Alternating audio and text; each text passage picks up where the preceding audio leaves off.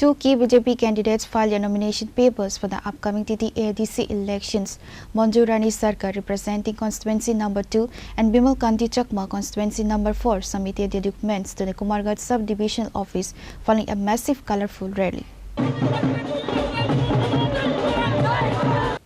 The rally was led by Social Welfare Minister Tinku Roy alongside Mandal President Rajiv Chakma and other senior district leaders.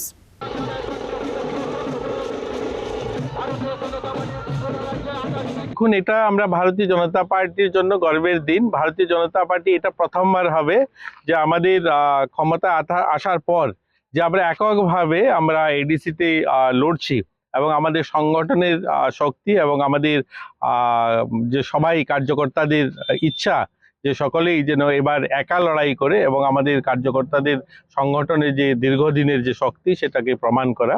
তো আমরা আশাবাদী করমছড়া এবং আমাদের মাছপালা দুটো সিটেই আমরা বিপুল ভোটে জয়ী হব। এর আগের নির্বাচনেও আমাদের এখানে এমডিসিরা ছিলেন এবং তারা ভালো কাজ করেছেন। আমরা জানেন বিমলবাবু আছেন আমাদের পুরনো কার্যকর্তা, ভারতীয় জনতা পার্টির সিনিয়র লিডার। আর ভালো আমরা এখানকার মানুষের জনসমর্থন আপনারা দেখেছেন, যেভাবে উচ্ছ্বাস এই রৌদ্র মধ্যে এতটুকু রাস্তা হেঁটে এসে বড় মিছিলের মাধ্যমে আমরা নমিনেশন দিয়েছি।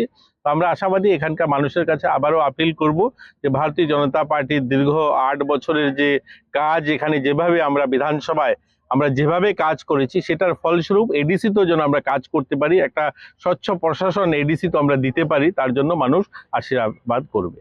Reporter Bikram from Kumargarh, Chini Khorang.